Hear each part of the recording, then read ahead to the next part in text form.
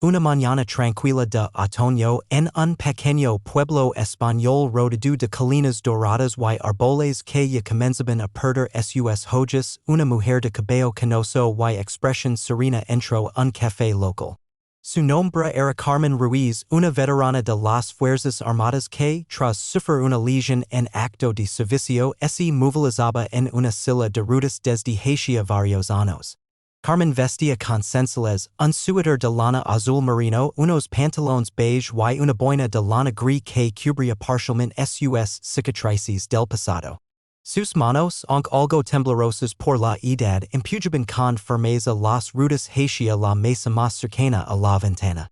Siempre había amado observar la vida cotidiana pasar y ese café, el dulce refugio, era su sitio favorito para hacerlo.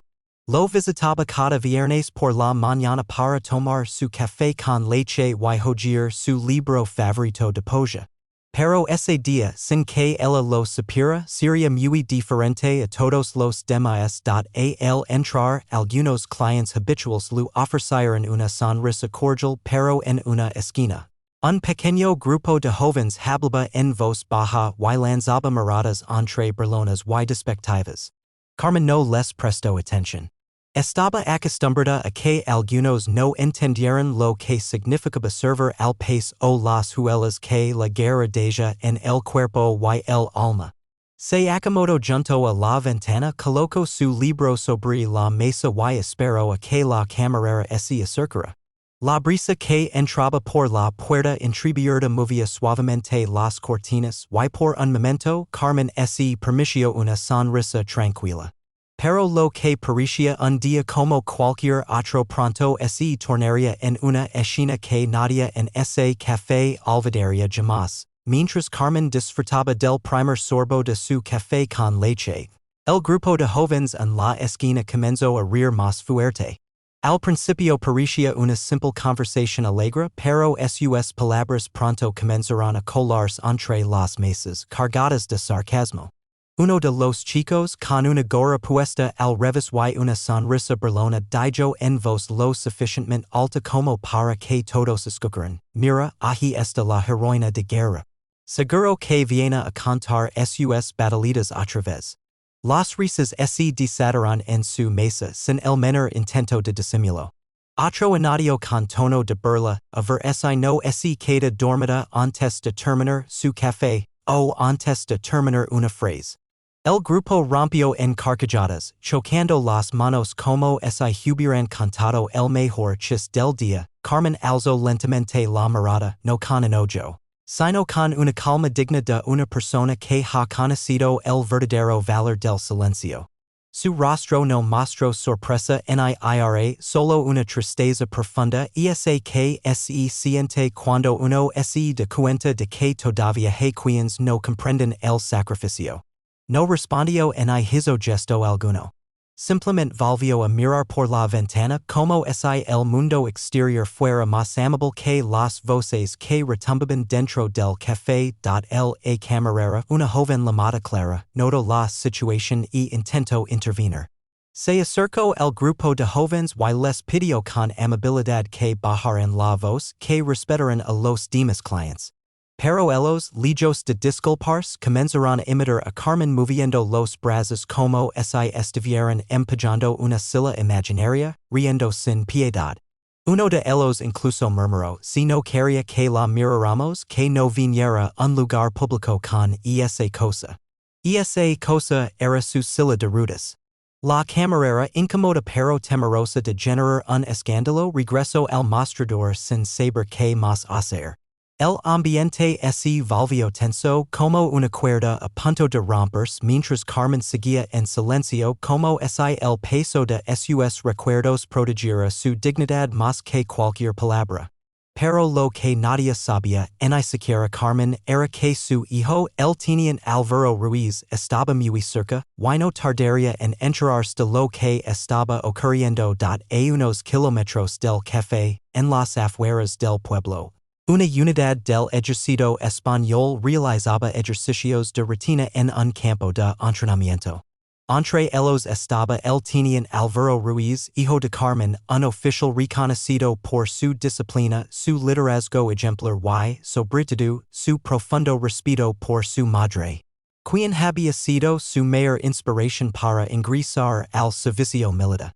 Desde pequeño, Álvaro había escuchado las historias de sacrificio, valencia y camaradería de Carmen, pero también había sido testigo de su lucha diaria contra las limitaciones físicas que la guerra lo había dejado.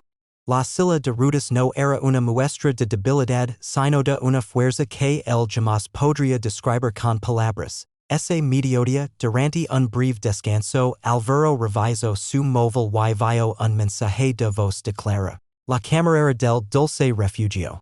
Clara no solía enviar mensajes, pero sabía de la relación cercana que él tenía con su madre y decidió, con discreción, informar de lo sucedido. Su voz sonaba nerviosa pero firme. Teniente Ruiz, perdón que lo moleste, su madre está aquí en el café como siempre, pero un grupo de chicos empezó a burlarse de ella.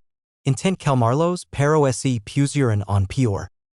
Ella no dijo nada, solo se quedó calada. No sé si debe decirle esto, pero me pareció importante que lo supiera. Al escuchar la grabación, algo cambió en la expresión de Álvaro. Pasó de la calma a una seriedad imperturbable. Su mandíbula se tensó y su mirada se volvió dura. Guardó el teléfono con rapidez, se levantó sin pronunciar palabra y se dirigió al comandante a cargo del entrenamiento. Con voz firme pero respetuosa solicitó un permiso urgente para ausentarse por una situación personal. Al ver el tono de su rostro, el comandante no preguntó detalles. Álvaro dio media vuelta y al instante varios de sus compañeros de unidad quienes habían compartido historias sobre la madre del teniente y la admiraban profundamente notaron que algo importante ocurría. Uno de ellos, el sargento Martínez, se acercó y preguntó, ¿todo bien con tu madre, teniente? Álvaro lo miró con seriedad y dijo, un grupo de chicos se está burlando de ella en público y yo no voy a quedarme de brazos cruzados. Sin mediar más palabra, camino hacia el vehículo todoterreno que usaban en la zona. Al notar la situación, Martínez y otros tres soldados subieron con él sin que se lo pidieran. No lo hacían por jerarquía, sino por respeto. No era una misión oficial, pero todos sabían que acompañar a su teniente en ese momento era lo correcto. Lo que había ocurrido en el dulce refugio sería recordado por mucho tiempo, no por violencia, sino por una lección de dignidad y respeto que quedaría grabada en los corazones de todos. En el café dulce refugio, la atmósfera se había vuelto densa y cargada. Carmen seguía en silencio con la mirada fija en el libro que ya no podía leer. No porque no pudiera ver las letras, sino porque el alma en ese momento estaba ocupada conteniendo el dolor que no venía de las piernas que ya no sentía, sino de la falta de humanidad que acababa de presenciar. Los jóvenes en la esquina seguían riendo como si alimentaran de su propio desprecio. Algunos clientes se mostraban incómodos, otros simplemente evitaban intervenir. El silencio cómplice de quienes observaban sin actuar se volvió tan hiriente como las palabras que habían lanzado. De pronto, el sonido grave de motores se escuchó acercándose por la calle empedrada. Un todoterreno militar apareció en la esquina y se estacionó frente al café, seguido por otro vehículo del mismo tipo. Los clientes, intrigados, se asomaron por las ventanas. El ambiente cambió súbitamente. De los vehículos descendieron 5 soldados uniformados, todos impecablemente vestidos, sus rostros seriosos, sus pasos firmes. Al frente iba el teniente Álvaro Ruiz, con su boina verde oliva bien colocada, la insignia reluciente sobre el pecho y una expresión que mezclaba dolor, determinación y temple. El sonido de sus botas al entrar resonó en el suelo de madera como una advertencia silenciosa.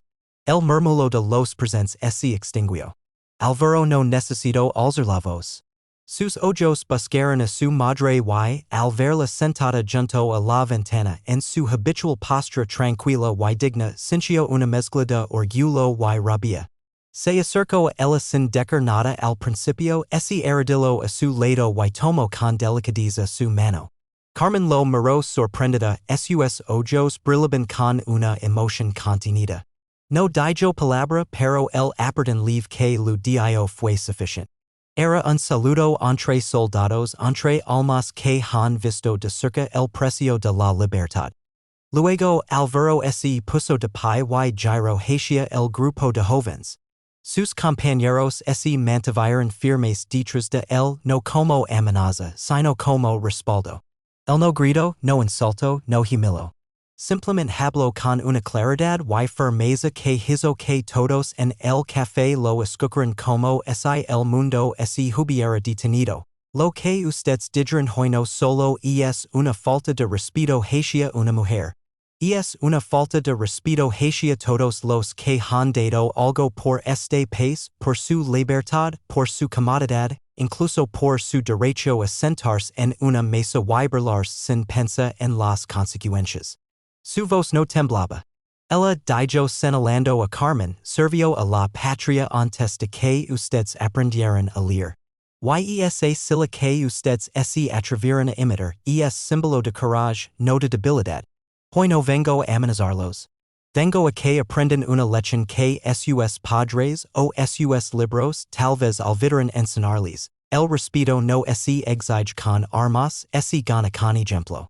Pero cuando alguien toca a mi madre, a mi veterana, a mi comandante, entonces yo respondo. Los jóvenes, pálidos y sin saber dónde mirar, bajaron la vista. Ninguno pudo contestar. El silencio era absoluto.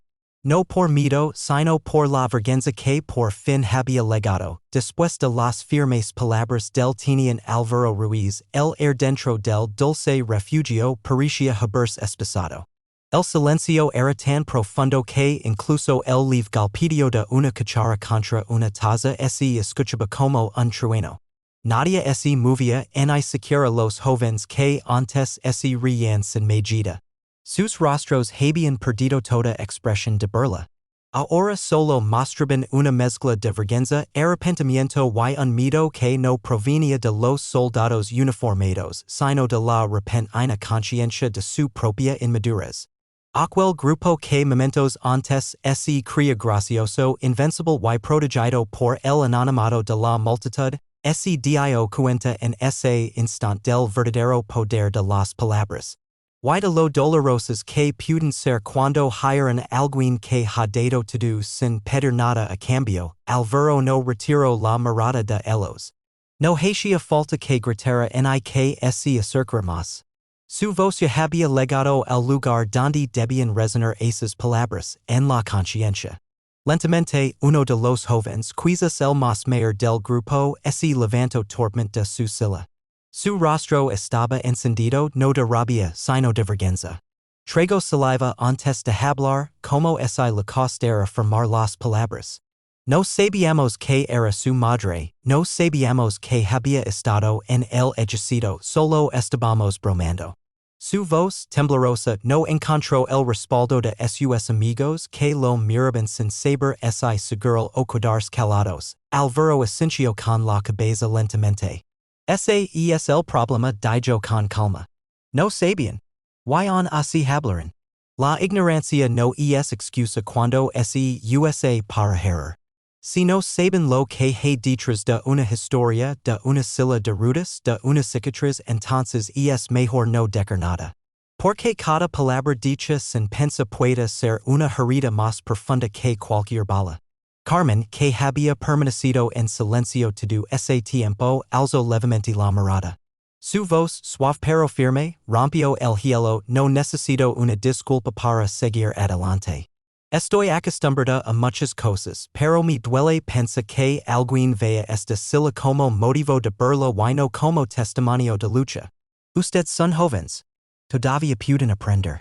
Pero recuerden esto, burlarse de quien no puede defenderse dice más de ustedes que de la persona a la que atacan. El joven bajó aún más la cabeza. Se volvió hacia Carmen y con torpeza pero sinceridad, murmuró, lo siento, de verdad. Aquel, lo siento, no sono vacío.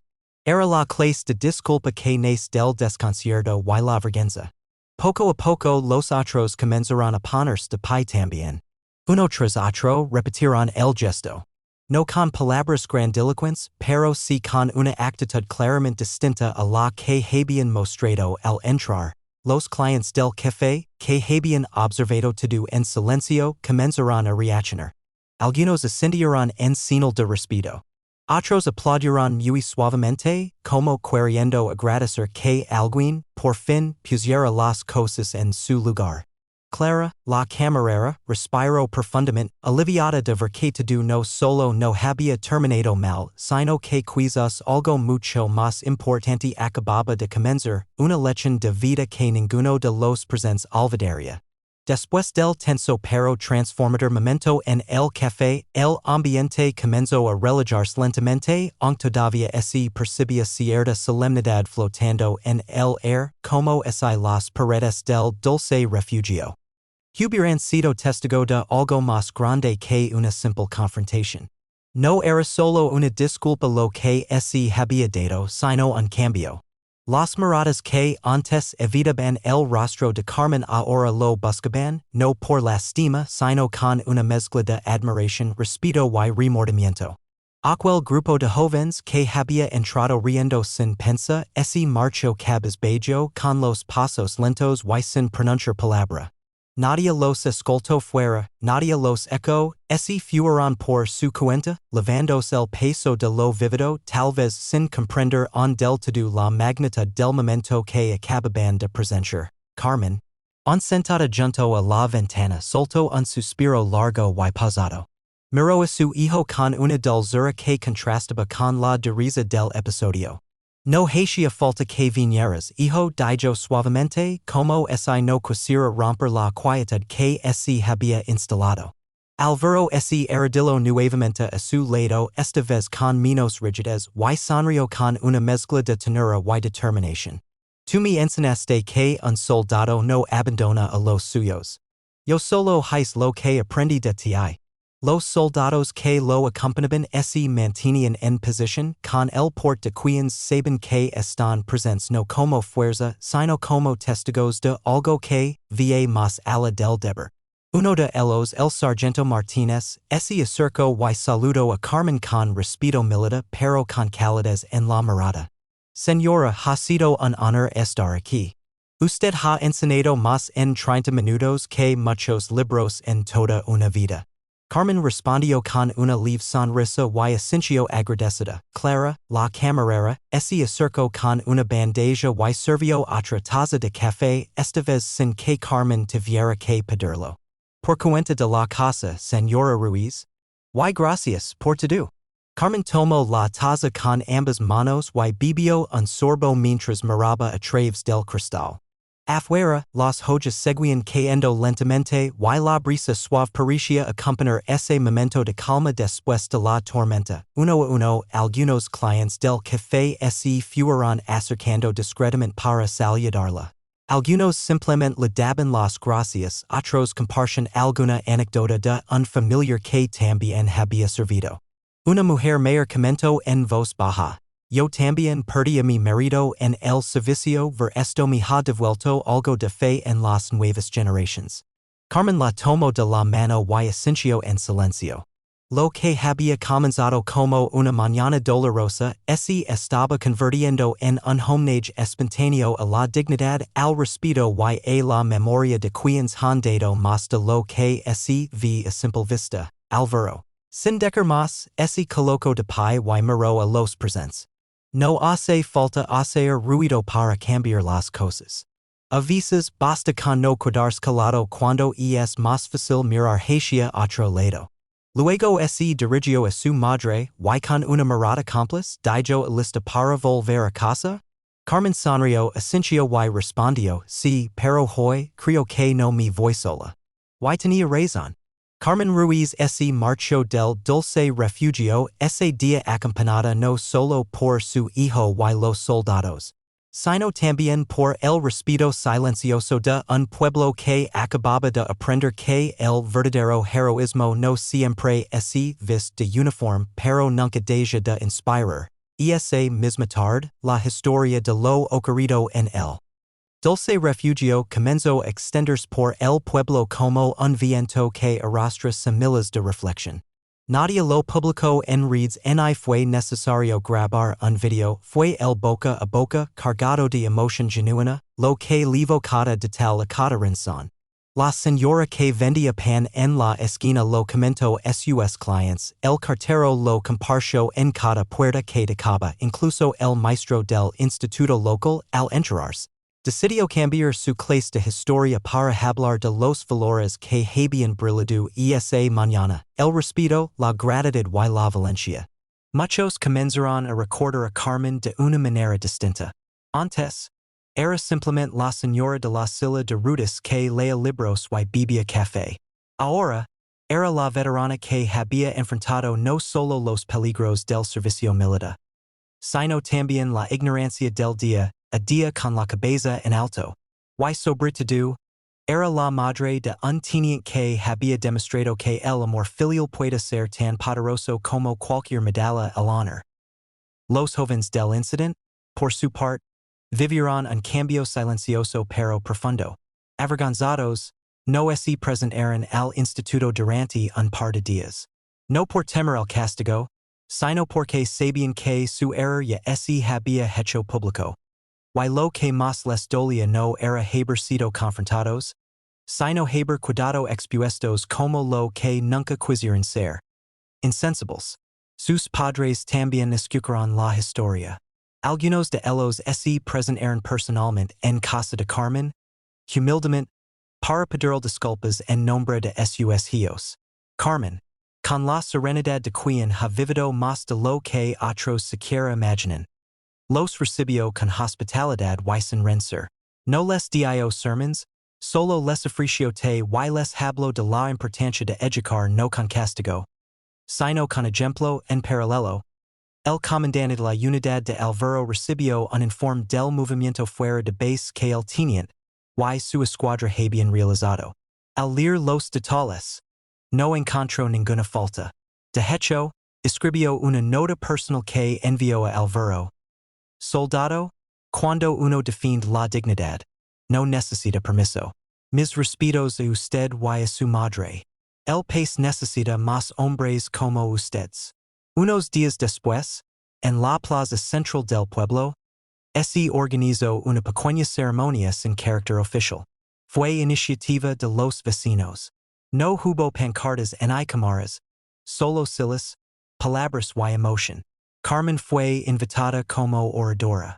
Aceptó, no por vanidad, sino porque entendió que aquella situación podía dejar una huella duradera se transformaba en un mensaje colectivo.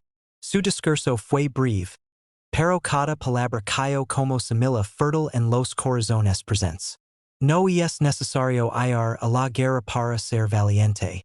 A veces, basta con ser amable en un mundo que se olvida de la empatia.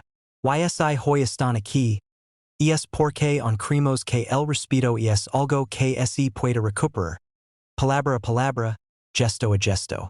El aplauso que siguió no fue ruidoso, fue sostenido, fue sentido. Y cuando Carmen volvió a casa esa noche, supo que, aunque su cuerpo ya no marchaba como antes, su alma seguía adelante con más fuerza que nunca, porque había recordado el pueblo, y a sí misma.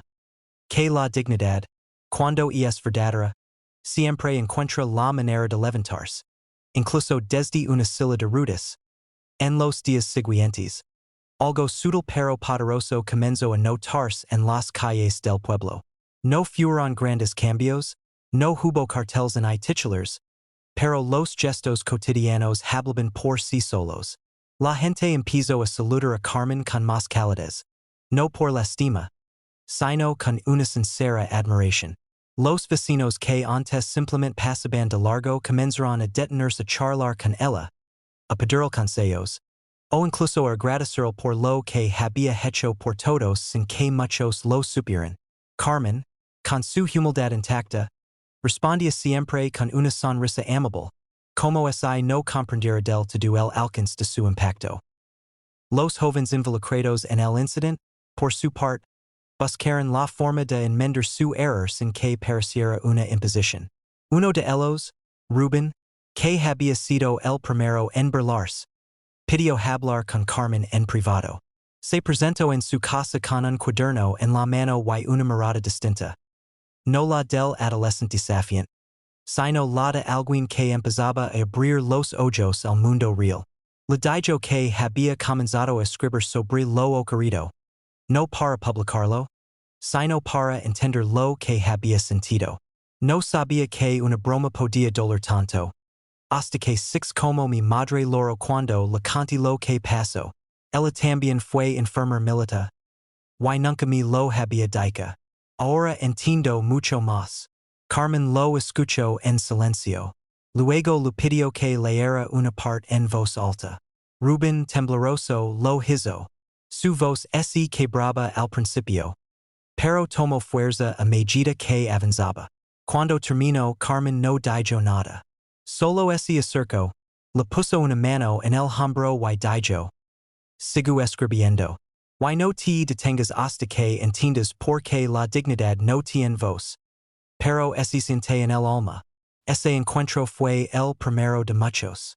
Rubén y sus amigos comenzaron a visitar el café donde todo había ocurrido, pero no como clientes indifferentes. Ofrecieron ayuda a Clara, la camarera, limpiando mesas, acomodando sillas, y atendiendo con cortesía. No se trataba de cumplir un castigo, sino de vivir el aprendizaje. Fue allí donde uno de ellos, el más reservado, propuso una idea: organizar un homenaje mensual a personas mayores del pueblo que hubieran servido en distintas áreas: educación, salud, servicio militar, trabajo social. Carmen fue la primera en apoyar la iniciativa. Pronto la idea tomó forma. La biblioteca municipal cedió un espacio, y en la primera reunión, decenas de vecinos asistieron. Algunos compartieron historias de sus abuelos, otros levaron fotos y documentos antiguos. Carmen fue invitada como moderadora. Aquel evento, nacido de una situación amarga, se convirtió en un ritual de reconocimiento, en una forma de reconstruir los puentes invisibles entre generaciones. Lo que antes se percibía como distancia, la diferencia entre lo viejo y lo nuevo, entre lo moderno y lo tradicional, comenzó a transformarse en conexión. Alvaro, mientras tanto, regresó a su base con el corazón tranquilo. Sabía que su intervención no solo había sido un acto de hijo, sino una chispa que había encendido algo más grande que él. Sus compañeros en la unidad hablaban del suceso con respeto. Uno de ellos, incluso, confesó que había llamado a su propia madre después de mucho tiempo sin hablar, inspirado por lo que había presenciado. Mientras tanto, Carmen continuaba con su vida sencilla, y cada viernes seguía visitando el dulce refugio. Pero ahora, cada vez que empujaba su silla hacia la mesa de la ventana, alguien se adelantaba a abrir la puerta, otro le traía su café sin pedirlo, y nunca faltaba alguien que se sentara a su lado a escucharla. Ella nunca buscó reconocimiento, pero sin quererlo, se había convertido en el corazón de un pueblo que, gracias a su templanza y dignidad, había aprendido que las grandes transformaciones empiezan con pequeños actos de humanidad. El paso de los días consolidó algo que nadie en el pueblo habría imaginado semanas antes. Carmen se había convertido, sin buscarlo, en un símbolo silencioso de sabiduría y fortaleza. No hacía discursos largos, se colocaba en el centro de atención. Su presencia era suficiente. Aquel rincón del café donde siempre se sentaba comenzó a ser considerado casi un lugar especial. Nadie se atrevía a ocupar esa mesa sin antes preguntar si ella vendría ese día. Incluso Clara, la camarera, colocaba una flor fresca cada viernes sobre el mantel, como una muestra de respeto que no necesitaba explicación, Lo más sorprendente fue que jóvenes de otros barrios, incluso de pueblos vecinos, comenzaron a llegar al dulce refugio. Algunos habían escuchado la historia, otros simplemente venían por curiosidad, pero todos se iban con algo que no esperaban. Una conversación, una reflexión, o incluso un simple silencio compartido con Carmen que de Jabahuela. No era necesario que ella contara su pasado militar para que se percibiera la fuerza de su carácter. Su manera de observar, de escuchar y de responder con calma profunda, tenía más impacto que cualquier charla motivational. Era la clase de sabiduría que no se aprende en libros, sino en trincheras, en hospitals de campana, en noches frías donde la vida y la muerte se tocan sin pedir permiso. Uno de los adolescentes que llegó desde un pueblo vecino, Iván, se sentó frente a ella una tarde sin decir palabra. Carmen lo observó con curiosidad. Hasta que él habló. Mi hermano volvió de una misión. Pero ya no es el mismo. No habla con nadie. Mi temido no saber cómo ayudarlo. Carmen no intentó ofrecer soluciones rápidas. Lo miró a los ojos y le dijo con firmeza. A veces, cuando uno vuelve, necesita que alguien simplemente lo espere sin juicio. Se esa persona. No lo presentes. Siéntate a su lado en silencio. El alma herida no siempre se cura con palabras, pero sí con presencia. Ese tipo de encuentros comenzarán a multiplicarse. Algunos empezarán a escribir lo que Carmen decía, no por fama, sino para no olvidar. Uno de los vecinos más mayores, Don Emilio, que había sido periodista en su juventud, propuso un proyecto colectivo, crear un pequeño libro con frases, consejos y recuerdos compartidos por Carmen. Ella, con su humildad habitual, dudó en aceptarlo, pero finalmente accedió con una sola condición, que no llevara su nombre en la portada. No quiero que se trate de mí. Quiero que se trate de lo que podemos aprender si escuchamos con el corazón. El librito, titulado Lecciones desde la ventana, fue impreso en papel sencillo, distribuido gratuitamente en la biblioteca, el ayuntamiento y las escuelas del pueblo. En su interior no había discursos heroicos ni relatos de guerra explícitos, sino reflexiones sobre el respeto, la paciencia, el valor de los mayores y la necesidad de mirar más allá de las apariencias. Fue leído en clases, debatido en grupos de lectura y citado en reuniones comunitarias. Aquel proyecto, nacido del dolor, se transformó en una herramienta de unión. Mientras tanto, Carmen seguía viviendo su rutina con la misma sencillez de siempre. No buscaba reconocimiento, pero sabía que había sembrado algo importante. A veces, por las noches, mientras observaba la luna desde su ventana, recordaba los años difíciles, los días de miedo, las despedidas sin retorno. Pero ya no lo hacía con tristeza, sino con gratitud. Porque había descubierto que incluso el dolor puede transformarse en puente si lo cruza con amor. Y en el silencio de esas noches, en la quietud de su silla de ruedas, Carmen comprendía una verdad profunda. A veces, la vida nos cuida la capacidad de caminar solo para enseñarnos a dejar huellas más profundas. Una mañana de primavera cuando los almendros ya empezaban a cubrir las calles con su delicada nevada de pétalos blancos, algo extraordinario sucedió en el pueblo. Los vecinos fueron despertados por un sonido familiar pero inusual, el retumbar suave de motores militares acercándose. No se trataba de una operación ni de una ceremonia oficial anunciada. Era algo distinto. Los vehículos avanzaban en formación pero sin ostentación. No levaban armas visibles, ni escudos ni banderas ondeando. Lo que portaban era mucho más poderoso gratuidad. Unidad del teniente Álvaro Ruiz, que para entonces ya se había ganado un inmenso respeto tanto dentro como fuera de las filas, había decidido regresar. Esta vez con un propósito muy claro. No venían por deber, sino por convicción. Habían organizado de forma autónoma una jornada de homenaje a los veteranos del pueblo y a sus historias silenciosas.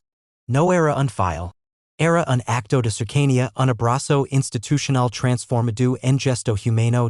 El evento fue sencillo pero profundamente emotivo. En la plaza central se colocaron bancos, una pequeña tarima de madera y una lona blanca donde se proyectarían fotografías antiguas de soldados y enfermeras del pasado. Muchas de las cuales habían sido rescatadas del olvido gracias a Carmen y los vecinos. Había también una mesa con libros, entre ellos la modesta recopilación Lecciones desde la ventana que ya se había convertido en un símbolo del nuevo espíritu del pueblo. Carmen fue llevada por Clara y Don Emilio hasta el centro de la plaza. Nadie lo anunció, pero todos sabían que ella era el alma del día. Al verla llegar, los soldados formaron una línea de honor a ambos lados del camino empedrado. Cada uno de ellos se puso firme, saludando no por protocolo, sino por respeto profundo. Algunos niños presentes, tomados de la mano por sus padres, imitaban el gesto con admiración. Y fue en ese momento, cuando Carmen atravesaba ese corredor de reconocimiento, que algo sucedió que muchos recordaron durante años. Uno de los soldados más jóvenes, que nunca había estado en combate pero había escuchado la historia de Carmen muchas veces, salió de la fila, ese arrodilló ante ella y le ofreció una pequeña insignia de su uniforme. No la he ganado aún, señora, pero si usted la acepta, permito llevar su historia conmigo cada vez que sirva. Carmen se detuvo, lo miró a los ojos, unos ojos cargados de honestidad y entrega, y colocó la insignia en la palma del muchacho con una sonrisa serena. Lavala, hijo. Pero recuerda siempre, más importante que lo que llevas en el pecho es lo que llevas en el corazón. Luego de ese gesto, uno por uno, los presentes comenzaron a compartir palabras, abrazos, recuerdos. No hubo discursos oficiales ni banderas elevadas con rigidez. Lo que hubo fue humanidad en su estado más puro. Un niño le entregó a Carmen un dibujo que había hecho para la escuela, una mujer en silla de ruedas, rodeada de estrellas, con un título que decía Mi heroína vive aquí. Ella lo recibió con lágrimas silenciosas, conmovida por la pureza de aquel acto. Alvaro, por su parte, se mantuvo en segundo plano durante casi todo el acto. Observaba con una mezcla de orgullo y emoción contenida. Sabía que su madre había cambiado más que una mañana incómoda en un café. Había transformado una comunidad entera. Y no lo había hecho con discursos ni con títulos ni con rango. Lo había hecho con lo único que nunca se gasta, la dignidad. Al finalizar la jornada, los vecinos no regresaron a sus casas con medallas ni premios. Pero se llevaron algo mucho más valioso, una certeza. La certeza de que las verdaderas revoluciones no siempre hacen ruido ni se celebran con aplausos. A veces, las más importantes empiezan con una injusticia, una reacción valiente, y el corazón firme de una mujer en una silla de ruedas dispuesta a no dejar que el mundo olvide lo que es el respeto, piran los meses. Y la historia de Carmen Ruiz ya no era solo un recuerdo fresco en la memoria del pueblo, se había convertido en una parte viva de su identidad. Cada calle, cada banco del parque, cada rincón del dulce refugio parecía llevar una parte de esa jornada en la que el respeto venció al desprecio y la dignidad se impuso sin necesidad de levantar la voz.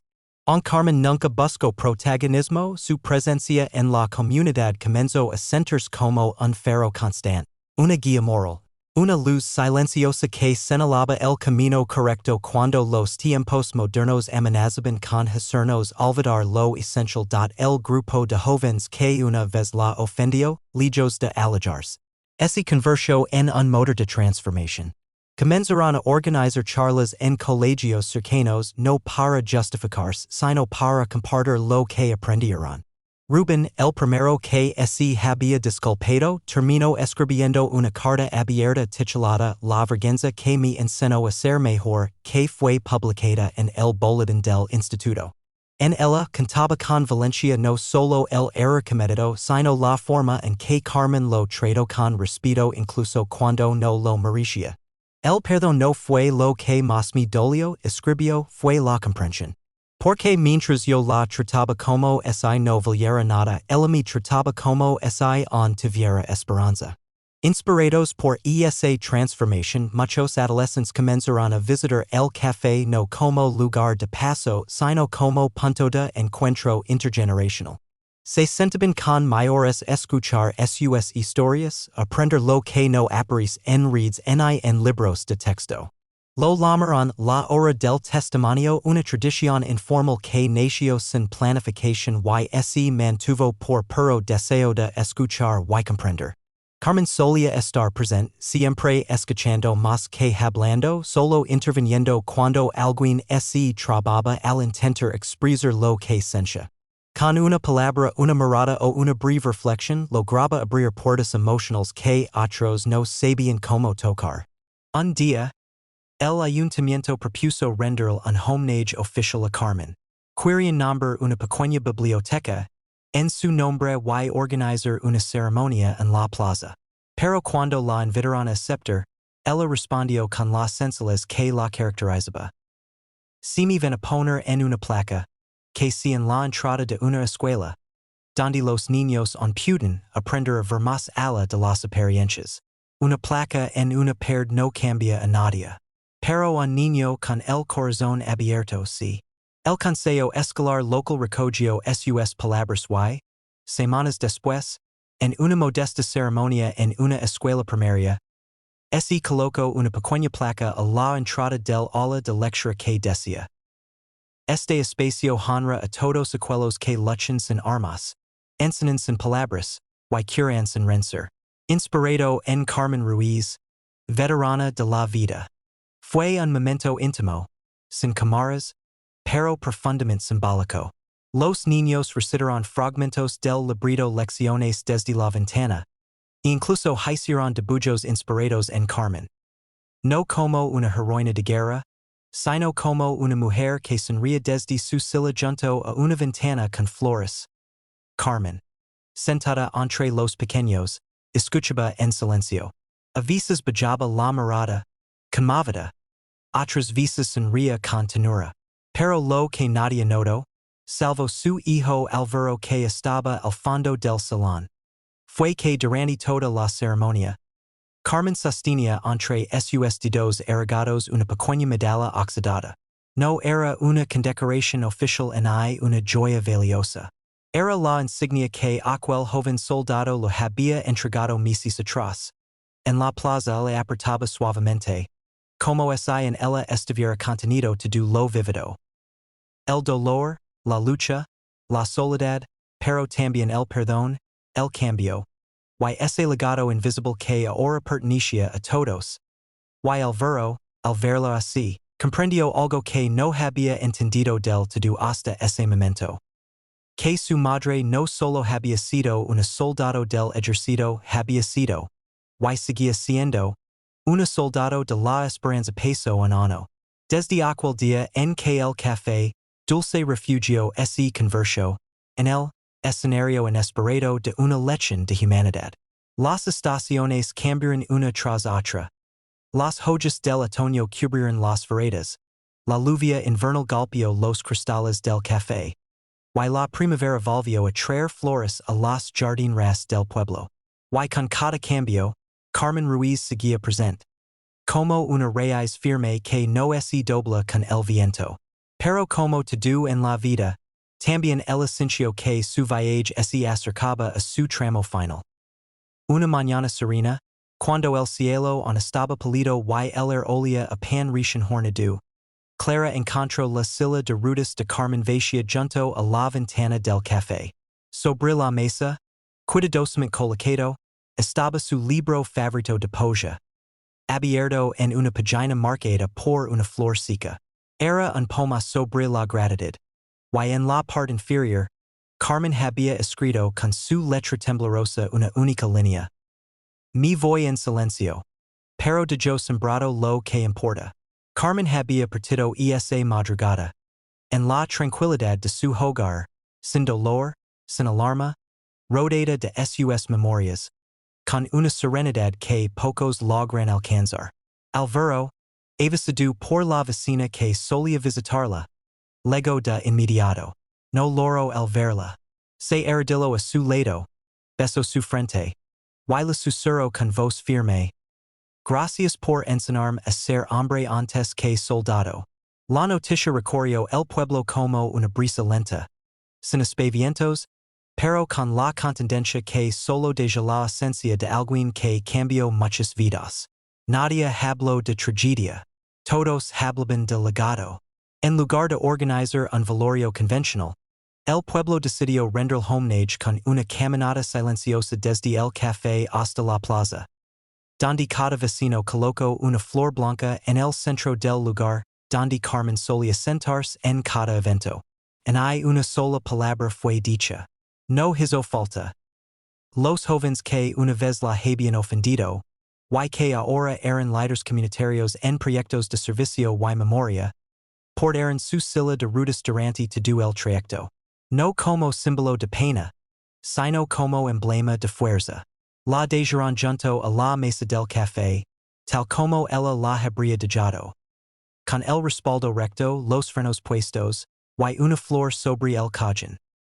Clara colocó un cartel descrito en la entrada del café. No era publicidad en I homenaje oficial. Solo decía, aquí se sentó una mujer que enseñó a un pueblo a levantarse. En la escuela, la placa que Carmen había solicitado permanecía firme. Los niños la tocaban cada día al entrar, como si fuera un amuleto. Y en la biblioteca, se agregaron nuevas páginas al libro Lecciones desde la ventana, escritas por vecinos, estudiantes, incluso soldados, que relataban lo que habían aprendido de ella. Se convirtió en un libro vivo, en constante crecimiento, como lo fue su ejemplo. Alvaro volvió al servicio militar, pero con una mirada distinta. En sus tiempos libres, escribía cartas a soldados jóvenes que atravesaban crisis personales, compartiendo con ellos las frases que había aprendido de su madre. En cada una, firmaba con la misma línea que ella dejó en su libro. Me voy en silencio, pero dejó sembrado lo que importa. Y aunque la silla de Carmen ya no estaba ocupada, nunca volvió a estar realmente vacía. Porque el lugar donde se sentaba, en el café, en la plaza, en la memoria del pueblo, se convirtió en un espacio sagrado. Un recordatorio eterno de que no se necesita camino para dejar huellas imborrables. Carmen Ruiz se fue como vivió. Con dignidad, con humildad y sin hacer ruido. Pero su silencio on habla en cada rincón del pueblo. Y lo seguirá haciendo, mientras haya una ventana abierta, una historia que contar, y alguien que escuche.